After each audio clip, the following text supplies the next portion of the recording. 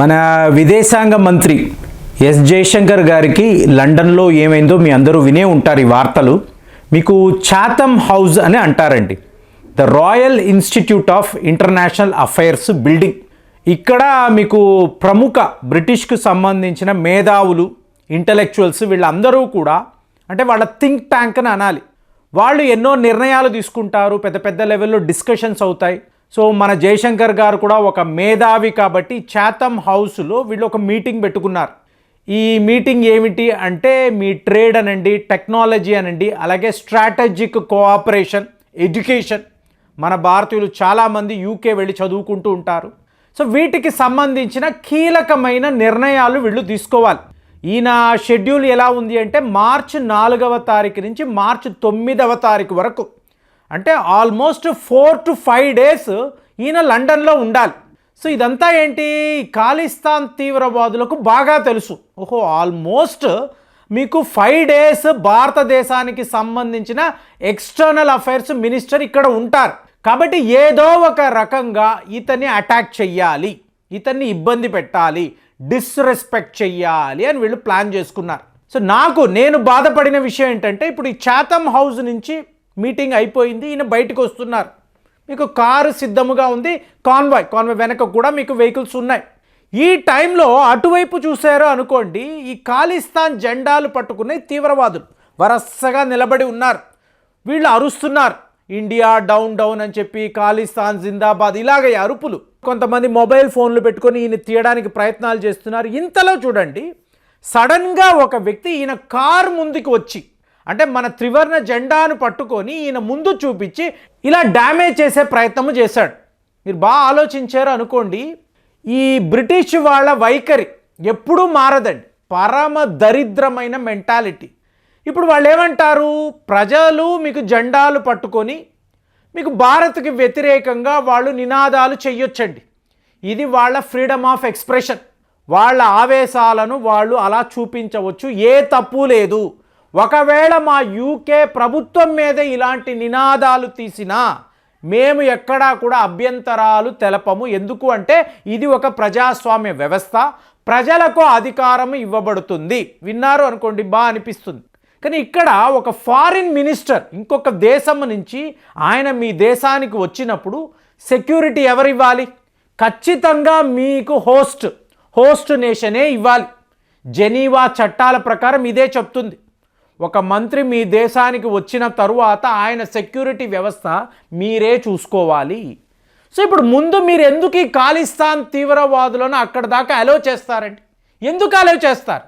ఏమండి, ఆయన మీటింగ్కి వచ్చారు, మీటింగ్ అయ్యాక ఆయన వెళ్ళిపోతారు, మీరెవరూ రాకూడదు, మీకు మేము పర్మిషన్ ఇవ్వమంటే అయిపోయింది కదా.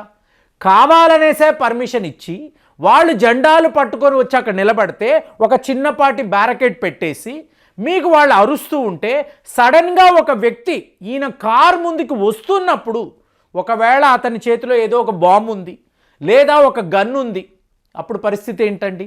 అప్పుడు పోలీసులు పరిగెట్టుకుని అప్పుడు వచ్చి ఏదో పెద్ద యాక్షన్ చేసినట్టు అతన్ని పట్టుకొని తీసుకువెళ్ళి, అరే నాయనా ఎందుకురా ఇలా చేసావు, తప్పు కదా, స్కూల్ పిల్లాడికి చెప్తున్నట్టు చెప్పి అతన్ని తిరిగి పంపిస్తే దీన్ని మీరు ఫ్రీడమ్ అని అంటారా? ఫ్రీడమ్ ఆఫ్ ఎక్స్ప్రెషన్ అంటారా? ఇదే పని అంటే యూకే నుంచి వాళ్ళ ఫారిన్ మినిస్టర్, ఫారిన్ సెక్రటరీ అంటారు కదా, వాడు ఢిల్లీకి వచ్చాడు అనుకోండి, ఇదే జరిగిందంటే వాళ్ళు ఒప్పుకుంటారా? ఎంత సీన్ క్రియేట్ చేస్తారు. అసలు వాళ్ళ కమిషనర్, బ్రిటిష్ కమిషనర్ ఆఫీసు ముందు ఏమీ ఉండకూడదండి. ఏది ఉన్నా కూడా, అంటే మామూలుగా మన భారతీయులు తిరుగుతూ ఉంటారు కదా, రెస్ట్రిక్షన్స్ అని అంటారు. ఏమండి, ఇది మా సెక్యూరిటీ ప్రాబ్లము, మా హై కమిషనర్ ఇటు అటు తిరుగుతూ ఉంటారు, మీ భారతీయులు అక్కడికి రాకూడదు, అక్కడ ఎటువంటి వ్యాపారాలు చేయకూడదు, ఇన్ని మాట్లాడతారు కదా. మరి మనకు ఒక న్యాయం, వాళ్ళకి ఒక న్యాయమా? ఇక్కడ చాలా ముఖ్యమైన విషయం అండి. చూసారనుకోండి, మీ జాతీయ జెండాను కాపాడుకోవడం.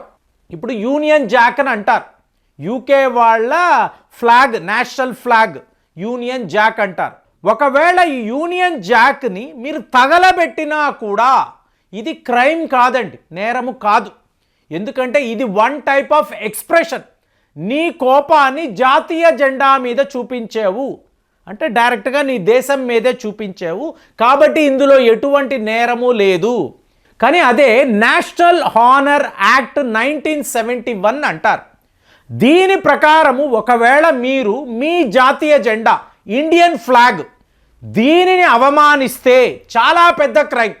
అంటే మనం ప్రపంచానికి చెప్తున్నాం, ఒక కెనడా, యూకే, ఆస్ట్రేలియా, అమెరికా వినండి, మీ జాతీయ జెండా అనేది చాలా చాలా రెస్పెక్టబుల్ ఒక సింబల్.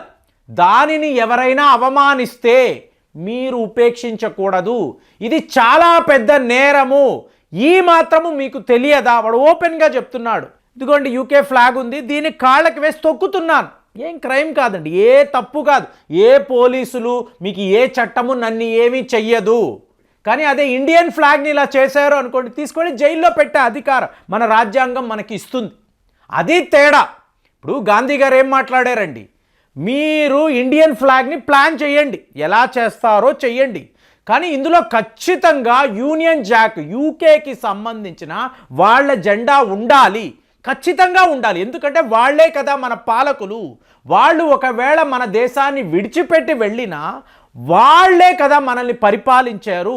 200 ఏళ్ళు భారతదేశం ఇలా ఎదగడానికి వాళ్లే కదా కారణము. వాళ్ళు లేకపోతే ఇంగ్లీష్ అనే భాష ఇక్కడ ఉంటుందా? ఇంతంత పెద్ద బిల్డింగ్లు మనం కట్టుకోగలిగే వాళ్ళమా? లేదు కదా.